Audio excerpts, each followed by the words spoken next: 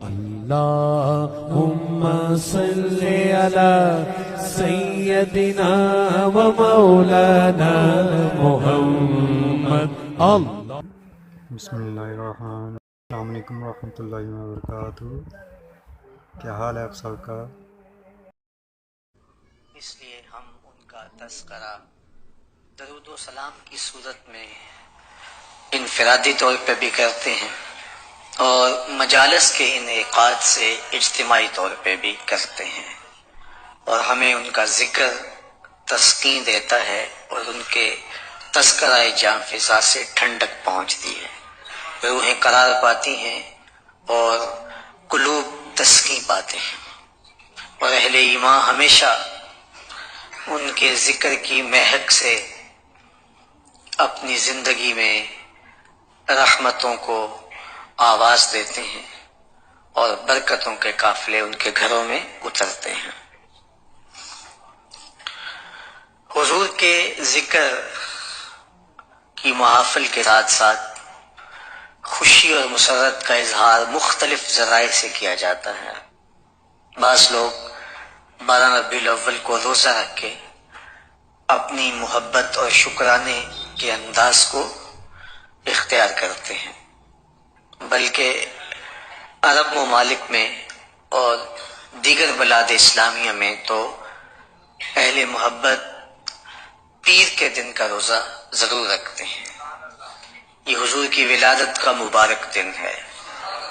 خود اللہ کے محبوب علیہ السلام پیر کے دن روزہ رکھتے تھے، تو کسی نے پوچھ لیا حضور آپ پیر کے دن کا روزہ رکھتے ہیں؟ فرمایا فیہ ولدت، اس دن میری ولادت ہوئی تھی.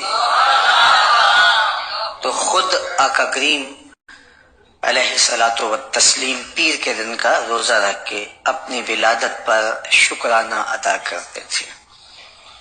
کچھ لوگ صدقہ و خیرات کر کے حضور کے میلاد کی خوشیوں میں شامل ہوتے ہیں.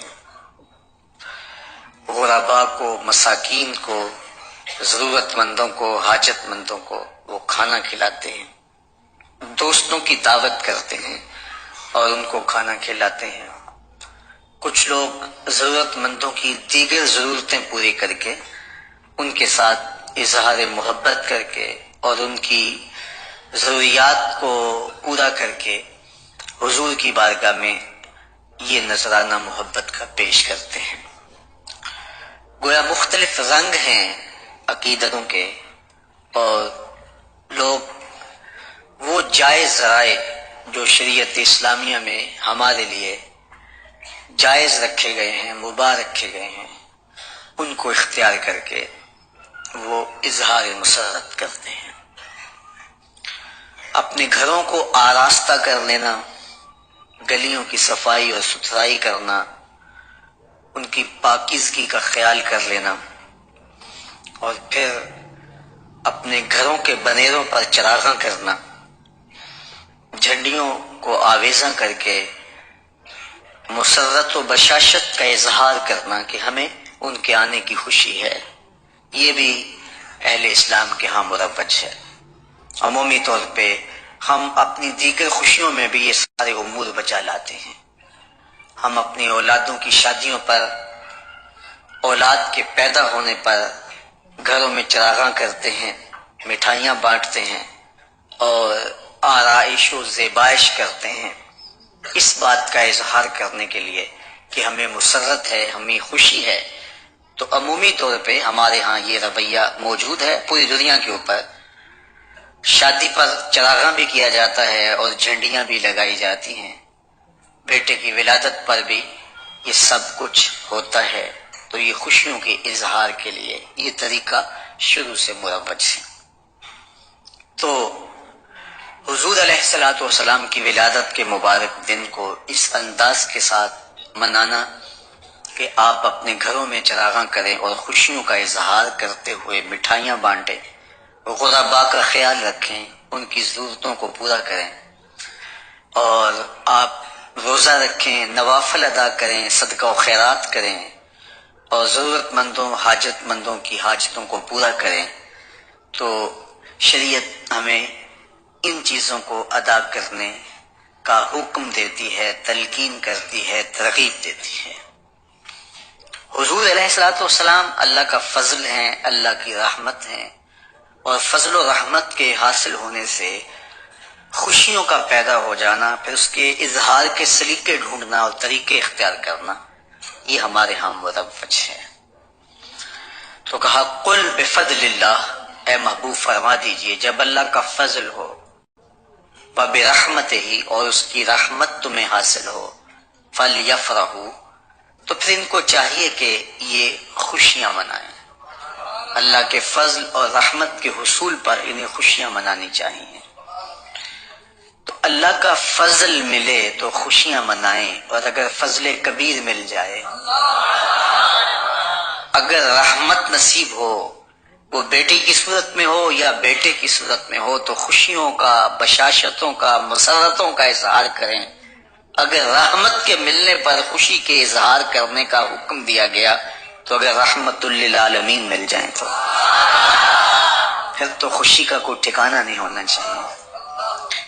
تو ان کے آنے پر دل باغ باغ ہیں، روحیں سرشار ہیں، قلوب شاداں و فرحاں ہیں، اور دلوں کی دنیا اور دلوں کے آنگن آباد ہیں، مسرتوں سے آباد ہیں۔ کائنات میں اس سے بڑا کوئی انعام نہیں ہو سکتا جو اللہ نے ہمیں نصیب فرمایا، بلکہ دیگر جتنی نعمتیں ہیں اور دیگر جو انعامات ہمیں نصیب ہوئے، وہ سارے مرہون منت ہیں اس انعام کے۔ اگر وہ تشریف نہ لاتے تو ہمیں کچھ اور بھی نصیب نہ ہوتا، اور کیا نصیب ہونا تھا، اپنا وجود بھی نہ ہوتا۔ اس کائنات کی تخلیق ان کے صدقے سے ہوئی ہے۔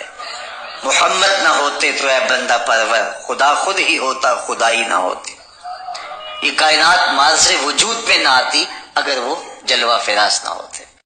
اس لیے ساری نعمتوں کا سبب حضور کی ذات ستودہ صفات ہے۔ مولانا ظفر علی خان نے قلم توڑ دیا، سب کچھ تمہارے واسطے پیدا کیا گیا، سب کچھ تمہارے واسطے پیدا کیا گیا، سب غایتوں کی غایت اولا تم ہی تو ہو، سب غایتوں کی غایت اولا تم ہی تو ہو، ہم جس میں بس رہے ہیں وہ دنیا تم ہی تو ہو، ہم جس میں بس رہے ہیں وہ دنیا تم ہی تو ہو۔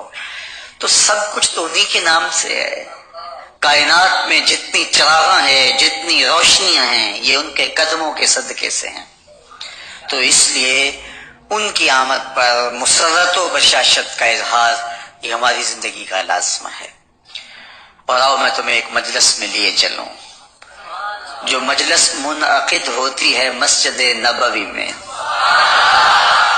صحیح مسلم میں یہ روایت موجود ہے، حضرت امیر معاویہ رضی اللہ تعالی عنہ جو صحابی رسول ہیں اور جلیل القدر صاحب عظمت صحابی ہیں، ان سے یہ روایت مروی ہے۔ فرماتے ہیں کہ اللہ کے محبوب علیہ الصلوۃ والسلام حجرہ انور میں موجود تھے، اور صحابہ مسجد نبوی کے صحن میں مجلس برپا کیے ہوئے تھے۔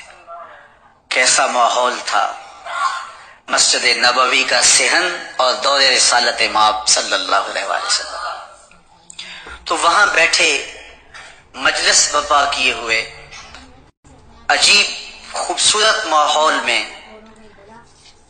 ایک خوبصورت مجلس برپا کیے ہوئے تھے کہ آقا کریم علیہ الصلوۃ والسلام حجرہ رحمت سے نکلے اور ان کے پاس آ گئے، اور آ کر کے پوچھا ما اجلسکم، صحابہ تمہیں کس چیز نے بٹھایا ہے، کیوں بیٹھے ہو، تمہارا مقصد جلوس کیا ہے؟ تو انہوں نے جو جواب دیا وہ بھی سنیے۔ انہوں نے کہا جلسنا نذکر اللہ ونحمدہ علی ما ہدانا لدینہ ومن علینا بک، حضور ہمارے بیٹھنے کا مقصود یہ ہے کہ ہم اللہ کی حمد بیان کر رہے ہیں، اس کا شکر ادا کر رہے ہیں اس بات پر کہ اس نے ہمیں ہدایت دین عطا کی، ہمیں اس نے ہدایت اسلام عطا کی، اور آپ کی صورت میں ہمارے اوپر احسان کیا۔ ہمارے بیٹھنے کا مقصد یہ ہے کہ اللہ نے آپ کی صورت میں ہمارے اوپر جو احسان کیا، ہدایت دین دی، اس پر اللہ کا شکر ادا کرنے کے لیے یہاں بیٹھے ہیں۔ بات تو سادہ سی تھی، لیکن حضور نے فرمایا کہ کیا تم اس بات پہ قسم دے سکتے ہو کہ اسی لیے بیٹھے ہو؟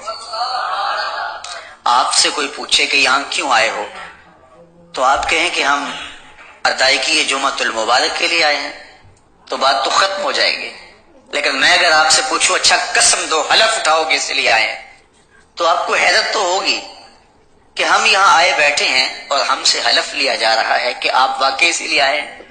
تو صحابہ سے پوچھا کیوں بیٹھے ہو؟ انہوں نے کہا ہم اللہ کا ذکر کرنے بیٹھے ہیں، اس کا شکریہ ادا کرنے بیٹھے ہیں، اس کی حمد بول رہے ہیں اس بات پر کہ اس نے ہمیں ہدایت دین عطا کی اور آپ کی صورت میں ہمارے اوپر انعام کیا۔ فرمایا حلف دو، قسم دو۔ انہوں نے کہا جی ہم قسم اٹھاتے ہیں، حلف دیتے ہیں کہ ہم اسی لیے آئے ہیں، ہمارے بیٹھنے کا کوئی اور مقصد نہیں ہے۔ حضور نے باقاعدہ ان سے حلف لیا اور انہوں نے باقاعدہ قسم دی کہ ہاں ہم اسی لیے آئے۔ جب قسم دے چکے تو صحابہ کے چہروں پہ حیرت و استعجاب کا عالم تو تھا۔ بظاہر موقع تو قسم کا نہیں لگتا، لیکن قسم حضور نے لی، قسم انہوں نے پیش کی ادب سے، محبت سے، عقیدت سے، لیکن دل میں ایک سوال تو بڑھ رہا تھا کہ آخر کیا وجہ بنی کہ ہم سے قسم لی؟ تو میرے حضور علیہ الصلوۃ والسلام نے فرمایا کہ میں تم سے جو ابھی قسم لی ہے یہ کسی تہمت کی بنیاد پر نہیں لی، تمہارے قول کی صداقت پر مجھے کوئی شک نہیں گزرا تھا کہ میں نے قسم سے تصدیق چاہی ہو، بلکہ ماجرا کچھ اور تھا۔ اور وہ کیا کہ تم یہاں بیٹھے تھے مجلس بپا کیے ہوئے اور میں حجرے میں تھا۔ اتانی جبریل علیہ السلام تو میرے پاس جبریل امین حاضر خدمت ہوئے، فاخبرنی ان اللہ یباہی بکم الملائکہ، تو جبریل نے آ کر مجھے خبر دی کہ محبوب باہر تو نکل کے دیکھو، آپ کے غلاموں کے اس عمل پر اللہ فرشتوں میں ناز کر رہا ہے۔ وہ عمل کون سا تھا جس پہ رب رب ہو کے ناز کر رہا ہے؟ وہ صحابہ مل بیٹھ کے اللہ کے محبوب کی آمد پر اللہ کا شکر ادا کر رہے ہیں۔ کتنا بڑا عمل ہے جس پہ رب ناز کر رہا ہے فرشتوں میں کہ دیکھو میں نے ان کو نعمت دی تھی، کتنے شکر گزار نکلے۔ یہ آج بھی بیٹھ کے اس نعمت کا شکرانہ ادا کر رہے ہیں۔ اللہ اکبر، یہ کتنی بڑی نعمت ہے، یہ کتنا بڑا انعام ہے۔ حضرت حسان بن ثابت سے پوچھئے، وہ فرماتے ہیں من علینا ربنا ام بعث فینا محمد، ہمارے رب نے ہمارے اوپر احسان کیا ہے کہ ہمیں محمد عربی عطا کر دیے۔ تو ان کا جلوہ فراز ہونا، ان کا نصیب ہو جانا، یہ سعادت مندی ہے، یہ خوش بختی ہے اور خوش نصیبی ہے۔ مل گئے مصطفیٰ اور کیا چاہیے، فضل رب العلا اور کیا چاہیے۔ تو اللہ کی اس نعمت پر شکر ادا کرنا یہ اہل ایمان کا طریقہ رہا، اہل ایمان کا شیوا رہا۔ تو آج میں اور آپ بھی حضور کی آمد پر اللہ کا شکر ادا کرتے ہیں، اس پر اظہار مسرت و بشاشت کرتے ہیں۔ میلاد النبی صلی اللہ علیہ وآلہ وسلم کی تقریبات آداب کی رعایت کے ساتھ کی جائیں تو اس پر کسی کو کوئی اعتراض بھی نہیں ہوگا۔ عمومی طور پہ اعتراض اس وقت پیدا ہوتا ہے جب ہم اپنی جانب سے کوئی ایسی چیزیں داخل کر لیتے ہیں جو کہ شریعت کے تقاضوں سے اور شریعت کے مزاج سے ہٹ کر کے ہوتی ہیں۔ اس لیے آپ ان کو آداب کی رعایت کے ساتھ ادا کیجئے۔ آپ ضرور خوشیاں منائیے۔ وہ وقت گزر گیا جب میلاد النبی کے جلوس پر اعتراضات ہوا کرتے تھے کہ جلوس جائز اور درست نہیں ہے۔ اب تو تقریباً تمام مکاتب فکر کے لوگ مختلف ایشوز پہ اور مختلف مواقع پہ اور مختلف شخصیات پر جلوس نکالتے ہیں۔ تو میلاد النبی کے حوالے سے جو جھجک مختلف لوگوں میں موجود ہے، امید ہے کچھ سالوں کے بعد وہ بھی ختم ہو جائے گی اور اس نام سے بھی باقاعدہ جلوس نکلنا شروع ہوں گے دیگر مسالک کی جانب سے بھی۔ تو یہ اختلاف 2-4 سال 5 سال کی کہانی ہے، پھر ختم ہو جائے گا۔ چونکہ یہ تو مسرتوں کا اظہار ہے اور پوری دنیا کے اوپر مسرتوں کے اظہار کے لیے دعا کی جاتی ہے، مسرتوں کے اظہار کے لیے لوگ باہر نکل کے جشن مناتے ہیں، ہوں گے گھر گھر انہی کے تذکرے ہوں گے، کیونکہ ان کی آمد صرف مسلمانوں کے لیے نہیں بلکہ تمام انسانیت کے لیے رحمت کا ذریعہ بنے۔ آج جہاں بھی خیر کی کوئی قدر موجود ہے وہ صدقہ آمنہ کے لال کا ہے۔ تو ان کے آنے سے ہی بزم عالم میں چراغاں ہوا، اور ان کی رحمت کا فائدہ، ان کی رحمت کا حظ اور ان کی رحمت کا جو ہے وہ کی برکت ہر ایک کو پہنچی۔ جس سال میرے حضور تشریف لائے تو اس سال سبزہ اتنا زیادہ پیدا ہوا، بارشیں اتنی ہوئیں کہ جانور اتنے فربا اور موٹے ہو گئے کہ لگتا تھا چربی سے پھٹ نہ جائیں، اور اس سال کا نام عربوں نے رکھا سنۃ جو ہے وہ عام الفتح، پھٹنے والا سال، کیونکہ یہ سن ہجری کا آغاز دور فاروقی میں ہوا ہے۔ اس سے قبل سالوں کے نام رکھے جاتے تھے، تو جس سال حضور تشریف لائے اس سال کا ایک نام عام الفیل بھی ہے، کیونکہ عام الفیل یہ واقعہ یا صاب فیل کی وجہ سے اس سال کو کہا جاتا ہے۔ 55 دن اس واقعہ فیل کے بعد حضور کی ولادت ہوئی تھی، اور واقعہ فیل کی وجہ سے اس کو عام الفیل بھی کہا جاتا ہے۔ اور دوسرا نام اس سال کا عام الفتح، پھٹنے والا سال، اور تیسرا سال کا نام عربوں نے یہ رکھا سنۃ الفتح والابتہاج، فتحوں اور کامیابیوں اور خوشیوں کا سال۔ جو بھی تجارتی قافلے گئے ہوئے تھے خاصا نفع لے کے آئے، چشموں کا پانی بڑھ گیا، اس سال درختوں پر پھل زیادہ آیا۔ عرب اتنے اکھڑ اور ظالم تھے، بیٹیوں کو زندہ درگور کر دیتے تھے۔ جس سال میرے حضور کی ولادت ہوئی کسی گھر بیٹی پیدا نہیں ہوئی، اللہ نے بیٹے ہی عطا کر دیے۔ ربیع عربی میں ویسے ہی بہار کو کہتے ہیں، ربیع الاول آغاز بہار، پہلی بہار۔ کہا محبوب جب کلیاں چٹک جائیں گی، غنچے مہک جائیں گے، کائنات میں بہار چھا جائے گی، تو جانے بہار بن کے آ جانا۔ اور جب حضور تشریف آئے بہاروں پر بہار آ گئی، ناگہاں ساکن ہواؤں پر روانی آ گئی، اور چمن کے پتے پتے پر جوانی آ گئی۔ آج زانوئے ازل نے صبح پہ انگڑائی لی، اور مسکرا کر ایک کرن نے ہاتھ میں شہنائی لی۔ مخزن اسرار قدرت کے امی پیدا ہوئے، غل ہوا دنیا میں ختم المرسلی پیدا ہوئے۔ محمد مصطفیٰ آئے، بہاروں پر بہار آئی، زمین کو چومنے جنت کی خوشبو بار بار آئی۔ خرام ناز پایا آفتابوں نے، ستاروں نے، چٹک اونچوں نے پائی، داغ پائے لالا زاروں نے۔ پوری کائنات میں روشنی پھیل گئی، اجالے پھیل گئے، گلی گلی چراغاں ہوا۔ شرق کے جانور غرب کو دوڑ پڑے، غرب کے جانور شرق کو دوڑ پڑے، اور جب آپس میں ملتے تو کہتے مبارک ہو حضور آ گئے، مبارک ہو حضور آ گئے۔ ایک آواز اٹھ رہی تھی، بخن بخن قبض محمد صلی اللہ علیہ وسلم، مبارک ہو مبارک ہو، پوری کائنات میں محمد عربی کا قبضہ ہو گیا۔ خوشیاں پھیل گئی، نہر ساوا خشک ہو گئی، آتش کدہ ایران بجھ گیا، نوشیروان کے محل کے 14 کنگرے گر گئے، نور ہی نور پھیل گیا۔ سیدہ آمنہ سلام اللہ علیہا کہتی ہیں کہ آسمان کے ستارے جھک کے میرے ویڑے کے اتنے قریب آ گئے کہ مجھے لگتا تھا میرے آنگن میں گر پڑیں گے۔ اور پھر جب حضور کی ولادت ہوئی، خرج منی نور ادا لہو کسور الشام، میرے بدن سے ایک نور نکلا، اتنی روشنی ہوئی کہ میں بیٹھی مکے میں تھی، شام اور بصرے کے محلات نظر آنے لگے۔ اجالے ہی اجالے، روشنی ہی روشنی، نور ہی نور، چراغاں ہی چراغاں، خوشبو ہی خوشبو، اجالے ہی اجالے۔ اللہ اللہ اکبر۔ حضور کو غسل دینے کے لیے جب دائی آگے بڑھی تو غسل ہوا تھا، سرما لگانے لگی تو سرما لگا ہوا تھا، ختنے کرنے لگے تو حضور مختون تھے۔ ولد رسول اللہ صلی اللہ علیہ وسلم مکحولاً، حضور پیدا ہوئے تو سرما لگا ہوا تھا۔ مختوناً، حضور کا ختنہ ہوا تھا۔ مقتوسا، حضور علیہ السلام کی ناف بریدہ، حضور ناف بریدہ پیدا ہوئے، ناف کٹا ہوا تھا، سرما لگا ہوا تھا، اور خوشبو لگانے لگے تو بدن پہلے ہی خوشبو سے مہک رہا۔ کون اتنی پاکیزگی میں آتا؟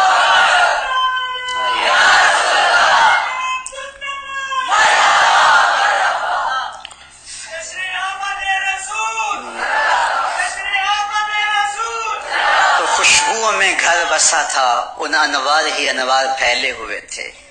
اب آقا کریم کو سبز کپڑے کے اندر لپیٹ دیا گیا، ولادت مصطفیٰ ہو گئی، کائنات میں چراغاں ہو گیا۔ اللہ اکبر، بسد انداز یکتائی، بغایت شان زیبائی، امی بن کر امانت آمنہ کی گود میں آئی۔ اللہ اکبر، جو نور کہاں کہاں سے چلا تھا وہ روشنیاں بکھیرتا ہوا۔ اللہ اکبر، حضرت قاضی ثناء اللہ پانی پتی تفسیر مظہری میں لکھتے ہیں کہ جب حضرت آدم علیہ السلام کے لیے فرشتوں کو سجدہ ریزی کا حکم دیا گیا اور فرشتوں نے آدم کو سجدہ کیا، تعظیمی سجدہ، تکریم کا سجدہ، کہتے کانا فی جبہتہ ہی نور محمد صلی اللہ علیہ وسلم، کہا حضرت آدم کی پیشانی میں میرے محمد کا نور چمک رہا تھا۔ کشتی نوح کنارے لگی تو کشتی نوح کی پیشانی پہ میرے حضور کا نام لکھا تھا، اگر نام محمد را نہ یا ورد شفیع آدم، نہ آدم یافتے توبہ، نہ نوح از غر کے نجینا۔ یہ کائنات کے اندر جتنے بھی اجالے ہیں، یہ جتنے بھی روشنی ہیں، اس نام کے صدقے ہیں۔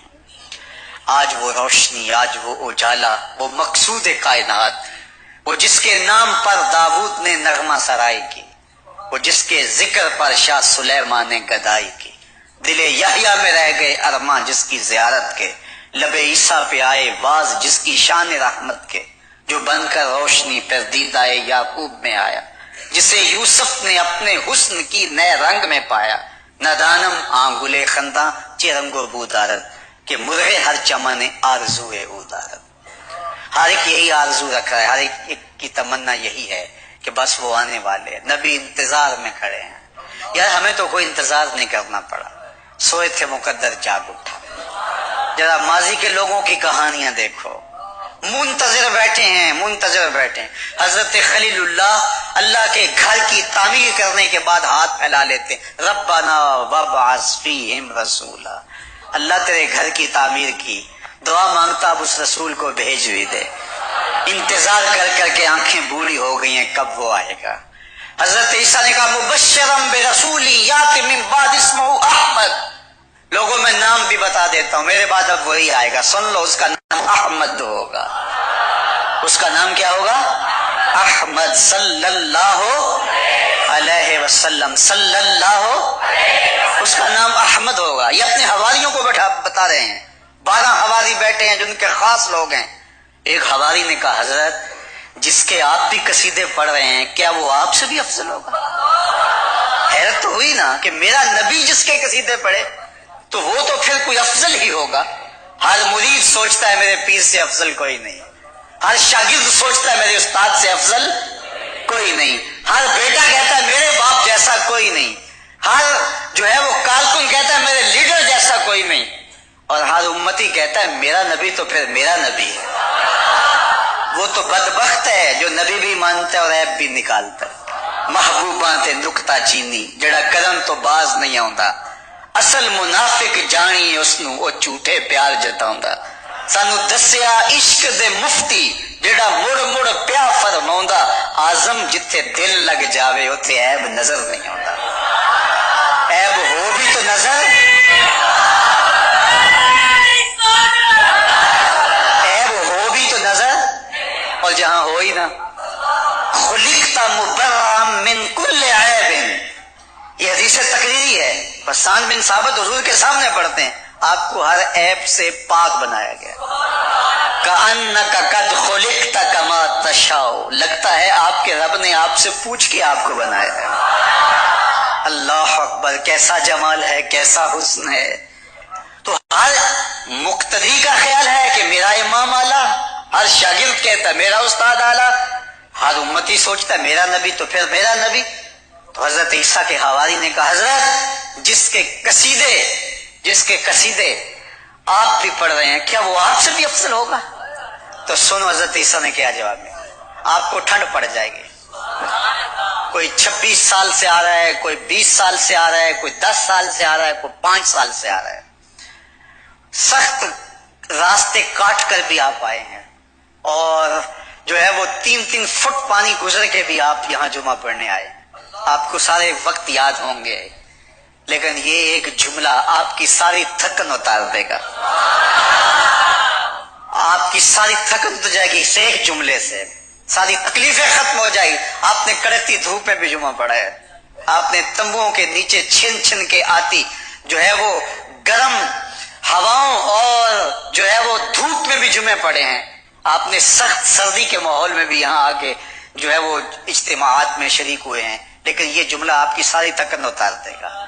سنو سنو، حضرت عیسیٰ کہا لوگوں میں جا رہا ہوں، اب میرے بعد وہی آئے گا جس کا نام احمد ہوگا.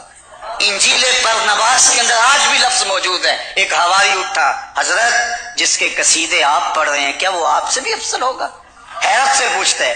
تو حضرت عیسیٰ کیا جواب دیتے ہیں؟ سنو سنو، تمہیں ٹھنڈ پڑے گی، تمہاری روح بھی رقص کرے گی، تمہاری آنکھیں آنسوں کا خراج دیں گی، تمہارا دل تڑپ کے سینے سے باہر نکلنے کے لیے بےتاب ہوگا، تمہارے کلیجے ٹھنڈے ہو جائیں گے.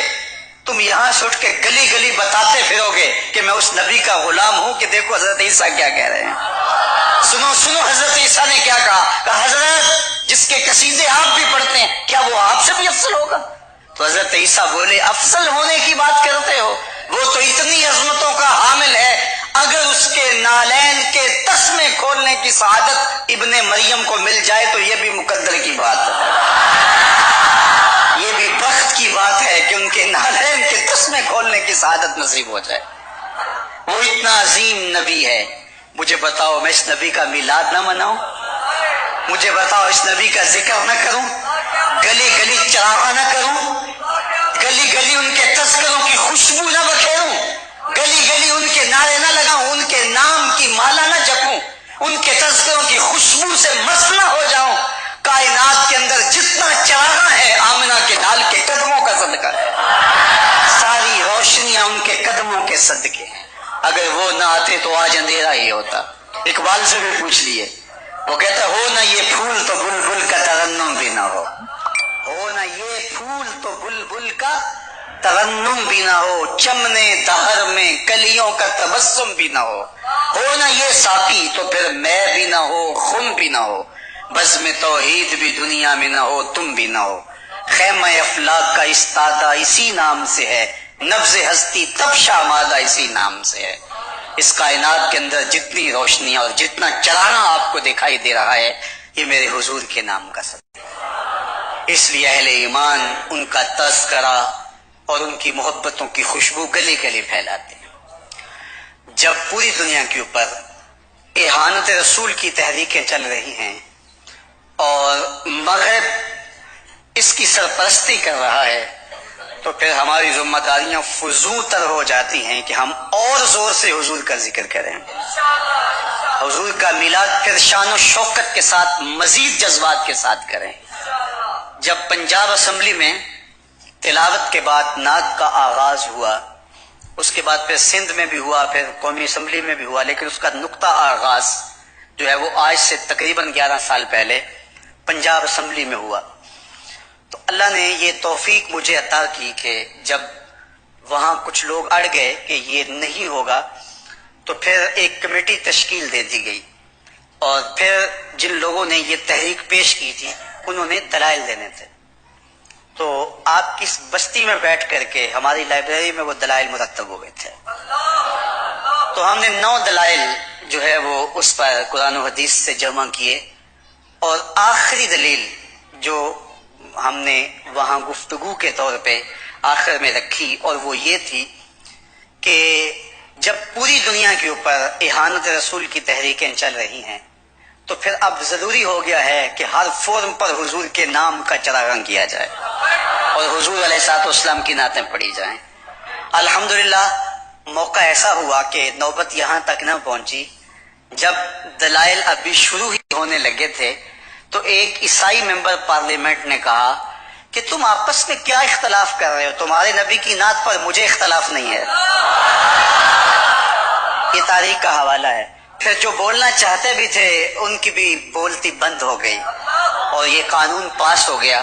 اور اب جب اسمبلی میں تلاوت کے بعد نعت ہو رہی ہوتی ہے یا دیگر صوبائی اسمبلیوں میں اور قومی اسمبلیوں کے اندر تو مجھے رات کی تنہائی کے اندر بیٹھ کر کے وہ دلائل مرتب کرنے کے لمحے روشنی دیتے ہیں. اور میں سمجھتا ہوں کہ اللہ میری قبر میں ان کے صدقے سے چراغاں کر دے اور حضور کے نام کی برکتیں دے دے۔ تو جب اہانت کی تحریکیں زور پکڑ رہی ہوں تو اس وقت جو ہے وہ ضروری ہو جاتا ہے کہ آپ زیادہ زور سے حضور کا تذکرہ کریں۔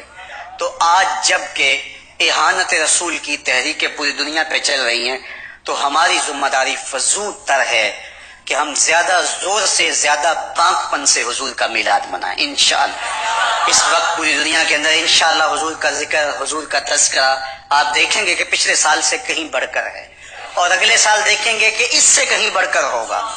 رہے گا یوں ہی ان کا چرچا، رہے گا پڑے خاک ہو جائیں جل جائیں۔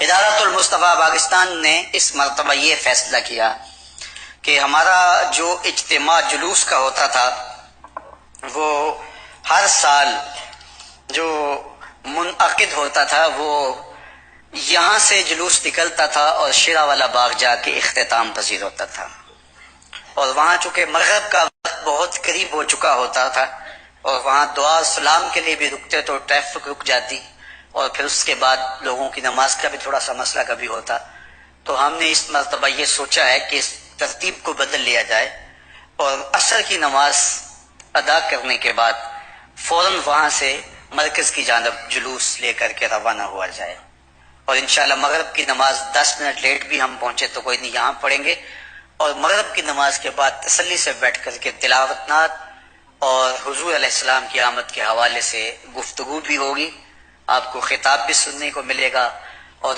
حضور کی بارگاہ میں پھر یہاں سلام پیش کریں گے، نماز عشاء ادا ہوگی، اور پھر میلاد کا لنگر آپ کو پیش کیا جائے گا، پھر اس کے بعد اجازت ہوگی۔ تو اس لیے جو جتنے بھی ہمارے حلقہ جات کے دوست ہیں وہ بالخصوص جمعۃ المبارک کے جو ہمارے سامعین ہوتے ہیں، جو مستقل بالخصوص سامعین ہیں، جو 3 جمعے ہمارے پاس پڑھ چکے ہوتے ہیں، ہم ان کو مستقل سامع قرار دیتے ہیں اور ان کو ہم مہمان نہیں سمجھتے، ان کو میزبان سمجھتے ہیں۔ جو پہلی مرتبہ جمعہ پڑھنے آتا ہے وہ ہمارا مہمان ہوتا ہے، دوسری مرتبہ آتا ہے وہ بھی مہمان ہوتا ہے، جو تیسری مرتبہ آتا ہے وہ خود میزبان ہوتا ہے، وہ خود لوگوں کو دعوت دے رہا ہوتا ہے۔ تو میرا خیال آپ میں سے کوئی 95% لوگ تو میزبان ہی ہوں گے، تو باقی جو 5% ہیں وہ بھی حضور کے میلاد کے موسم میں میزبان بن جائیں گے۔ تو آپ سب لوگوں نے اس جلوس میں خود شرکت ہی نہیں کرنی بلکہ آپ نے لوگوں کو اس جلوس میں دعوت دینی ہے۔ میری آرزو یہ ہے کہ اس سال یہ جلوس ایک تاریخ ساز جلوس ہو، جہاں نظر جائے سر ہی سر دکھائی دے، ایک عجیب ماحول ہو، رحمتوں کی برکھا برس رہی ہو، 12 ربیع الاول کی سہانی شام ہو، عصر کا وقت ہو اور درود و سلام پڑھتے ہوئے عاشقان مصطفیٰ مرکز مصطفیٰ کی طرف بڑھ رہے ہوں، اور یہ عجیب رنگ اور آہنگ اور جمال کی کیفیت ہو۔ جن کے پاس اتنی توفیق ہے کہ اس اجتماع کی یہ جو فلیکس کے اوپر پروگرام لکھا ہے اس کا آپ بینر بنا کے اپنے علاقے میں لگوا سکتے ہیں، وہ ضرور لگوائیں، نہیں تو 2 4 10 آدمیوں کو دعوت ضرور دیں۔ انشاءاللہ ہم نماز عصر وہاں اول وقت میں پڑھیں گے، وہاں سٹیج نماز ظہر کے بعد ہی لگ چکا ہوگا اور وہاں قافلے آنا شروع ہو جائیں گے، اور نماز عصر کا جو ہی وقت ہوگا وہاں نماز ادا کر کے پھر وہاں سے ہم چل پڑیں گے، اور مغرب کی نماز انشاءاللہ ہم یہاں ادا کریں گے۔ شوق کے ساتھ، محبت کے ساتھ اور پیار و عقیدت کے ساتھ ہم آگے بڑھیں گے۔ ایک راستہ ہمارے پاس ہوگا اور جو ہے وہ ہم اس راستے سے چلتے ہوئے دوسرے راستے میں کوئی شخص نہیں چلے گا، اور اگر غلطی سے کوئی ہمارے اندر گھس بھی جاتا ہے کوئی ٹریفک تو ہم اس سے الجھیں گے نہیں بلکہ اس کو راستہ دیتے چلے جائیں گے۔ ہمارے اندر سے بھی کوئی گزرنا چاہے، ہمارے جلوس کے اندر سے بھی، ہم اس کو کوئی ایسی بات نہیں کریں گے بلکہ اس کو بھی حضور کا نام لے کے درود پڑھتے ہوئے راستہ دیں گے۔ لیکن ایسا ہوگا نہیں، انشاءاللہ انتظام و انصرام خوبصورت ہوں گے، تو روڈ کا ایک جو ہے وہ حصہ گزرنے والوں کے لیے اور دوسرا حصہ انشاءاللہ جلوس کے لیے ہوگا، اور وہ منظر کتنا ہوگا جب پنڈی بائی پاس پہ ان پلوں کے اوپر چاروں طرف گھومتا ہوا حضور کے نام کا جلوس ہوگا، اور وہ گھڑیاں کتنی دل نشین ہوں گی۔ تو ضرور اس منظر میں خود بھی شریک ہوئیے اور ہزاروں لاکھوں لوگوں کو اس میں دعوت دیجیے۔ انشاءاللہ حضور کے نام کا چراغاں ہوگا، اور یہاں ہوگا ہر روز صبح 10 بجے سے لے کر کے دن 12 بجے تک خواتین کے لیے اوپر جو ہے وہ ہمارے یہاں مرکز مصطفیٰ کی جو شعبہ الکلیت المصطفی للبنات ہے، وہاں 1 ربیع الاول سے 12 ربیع الاول تک روزانہ 2 گھنٹے کی مجلس میلاد ہوتی ہے، جو صرف خواتین کے لیے ہے۔ تو خواتین اگر آنا چاہیں تو ابھی جو 5-6 دن باقی ہیں تو اس سے بھرپور فائدہ حاصل کیا جا سکتا ہے۔ روزانہ دن 10 بجے سے 12 بجے دوپہر تک خواتین کا اجتماع ہوتا ہے، اور یہ اجتماع جلوس کا یہ مردوں کے لیے خاص طور پہ ہوگا۔ اللہ آپ سب کو سلامت رکھے، حضور کے نام سے ہماری زندگی میں چراغاں رکھے۔ اقبال کے شعر پہ آج کی گفتگو ختم کی، محمد سے وفا تو نے تو ہم تیرے ہیں، یہ جہاں چیز ہے کیا